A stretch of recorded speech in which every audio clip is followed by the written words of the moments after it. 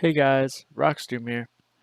This is going to be my Dead Cells Any Percent submission for GDQ. This run is basically going to just be a recap of last run that I submitted. There's some major changes. There's been a couple patches. I believe when we first submitted we were on 1.1 for GDQ, and the GDQ that had Dead Cells run in it was 1.0. Currently, the fastest patch seems to be 1.2.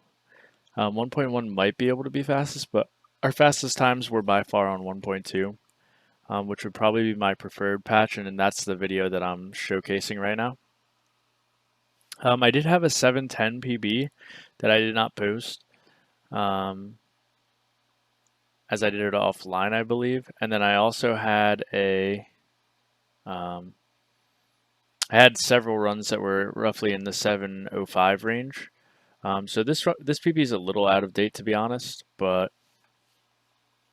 this was the last one that I had posted for the patch, because all the runs that were 7.5 I had done something that messed up the runs basically, and the 710 was not world record, so I just opted to avoid uploading it. Period. It didn't change my placing, so we try not to mess around and have too many videos to verify and such. So this video was a really good run, though.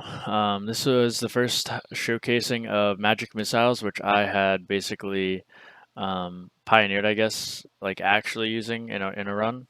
It was theorized that this would be an okay build, but not like in the manner that I used it. I built it as a full poison build, and I think this was probably the fastest build for this patch as well.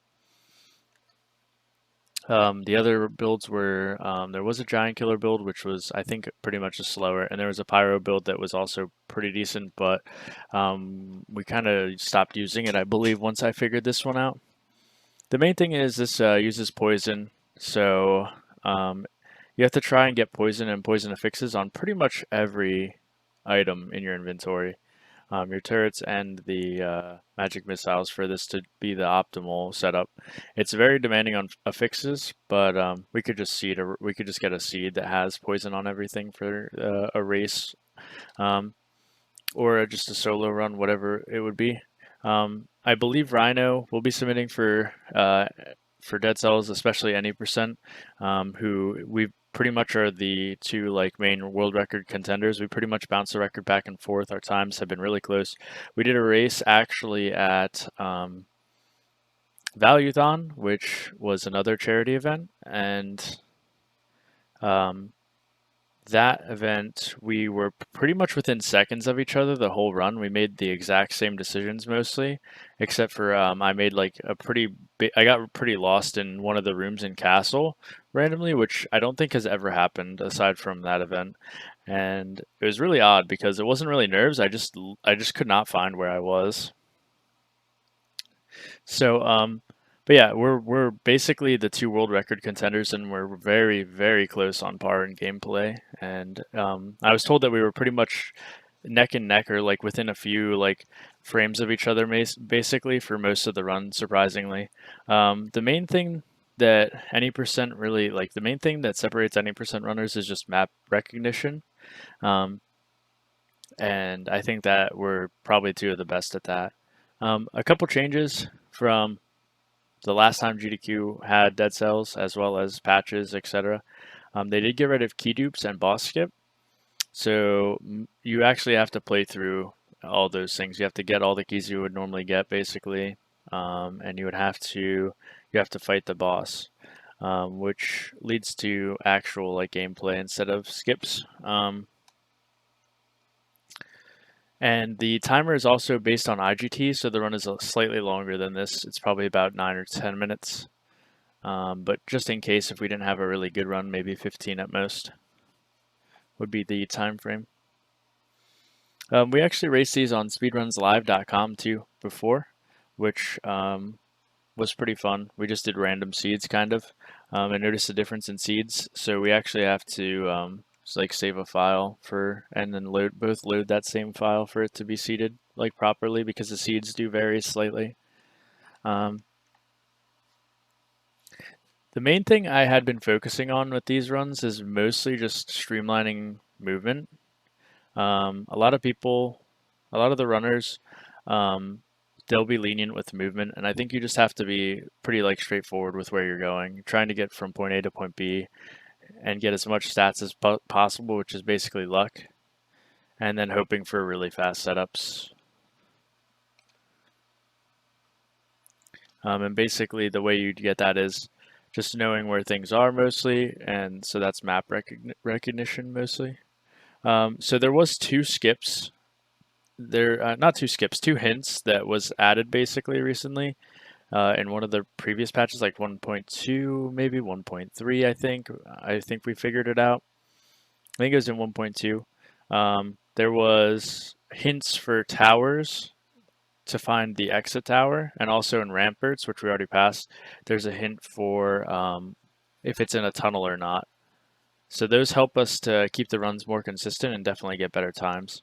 There is another thing. Castle is kind of set up in a like linear fashion. So when you get into Castle, a lot of times you can kind of tell where you're at by going through a vendor.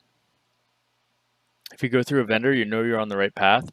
The only exception to this is sometimes there's like two paths in Castle. Sometimes it branches after you go through the vendor, in which case you'll have no clue of where you're at. Basically, like an old castle, the only thing you'll know is that you're on a path and it'll have one of each door, and at the end you'll either find the exit or another vendor.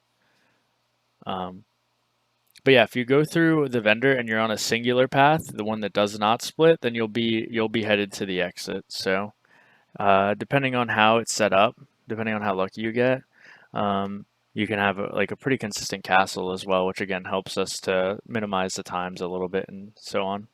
It gives us like more confidence in where we're at in the run.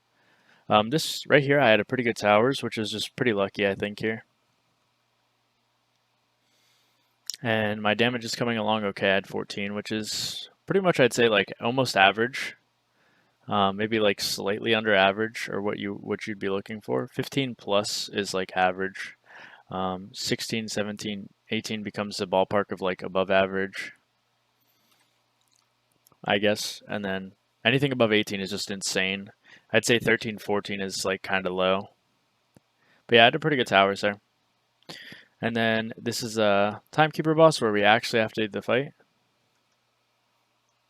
And this is just a brief summary, really. I'm not covering too much here because we've already covered this run a lot on how it's done, basically, in our previous submission. And I have a whole video on like how to do the run, like completely front to back, how to learn it and everything. So this is just a brief show of what any percent would be like, really, and explanation. So yeah, we no longer can skip this boss in this patch, so we actually have to fight it. And while we're talking about patches, we could do this run on any patch desired. 1.0 was probably the most difficult, and maybe the most flashy, I guess. That would be a pretty big throwback to Death Orbs and stuff. Each patch kind of had a different build as well. Patch 1.1, we could do a shards run, which I think could be really good. It would just be more luck based. 1.2 seems to be really consistent with pretty fast, like the fastest times, and 1.3 is the current patch. So we could run any of those patches really. We would just have to down patch the game. But we could surely me and Rhino could surely do any patch that would be desired really. My preference would probably be 1.2 or 1.1, depending on what he wants to do. But probably 1.2 for me personally, just because I loved this patch the most, and it to me had the fastest times, and that's what speedrunning is all about to me, is just going the fastest, I feel like. I wish this was just like the generic, like I wish we just had like patches set up in general, like you could just run any patch against whatever you wanted and just choose whatever you felt was optimal or most fun or whatever you wanted. That's how I would like the runs to be set up, because I would totally just run this, and then maybe Rhino would like 1.1. He could run 1.1. That would be really cool. And we could see if the times could like compete basically at that point, or we could find out what patch is the fastest. But I'm pretty sure it's this one for the time being. So I think I did not go through a vendor because I'm going through this green door. So I'm guessing that I didn't go through a vendor, which means I'm on the wrong path originally, and I end up coming out right at the exit.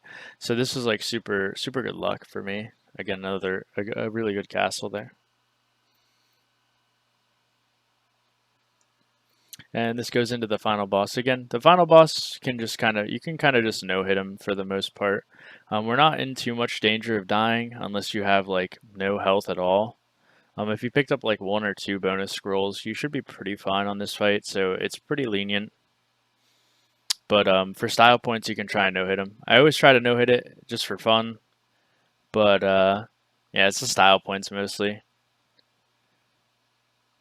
As long as it doesn't lose you time, I would go for a no hit normally.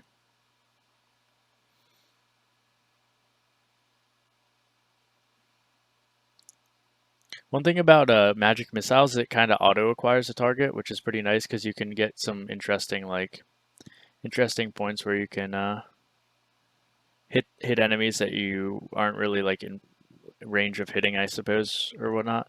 Also, that those elites really were a mess for that. So that those elites made that fight pretty hard, but it was still pretty quick. I believe this is only like a 31-second fight, which is actually really good. 32.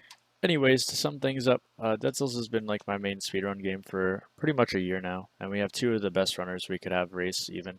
So we'd love to do a run for the event. Thank you for watching, guys. Peace. Take it easy.